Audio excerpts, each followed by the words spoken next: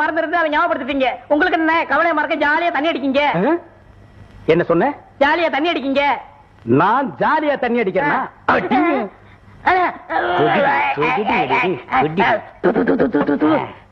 என்ன செய்யுது? நான் கெரியுதா? தலை சுத்துதா? மூக்கெல்லாம் நெடி அடிக்குதா? பாந்தி வர்ற மாதிரி இருக்கா? இப்ப புரியுதா இத சாப்பிடுறதுக்கு எவ்வளவு கஷ்டப்படுறோன்னு? எங்களை பார்த்து நீங்க ஜாலியா தண்ணி அடிக்கிறேன்னு சொல்றீங்க. டேய், இத சாப்பிடுறதுக்கு முட்டை, ஆம்லெட், வறுத்தகரி ஒண்ணுமே இல்லைன்னா ஊறுகாயை தொட்டு பொறுப்போட உள்ள இருக்கிறோம். நீங்க எங்களை பார்த்து ஜாலியா தண்ணி அடிக்கிறேன்னு சொல்றீங்க.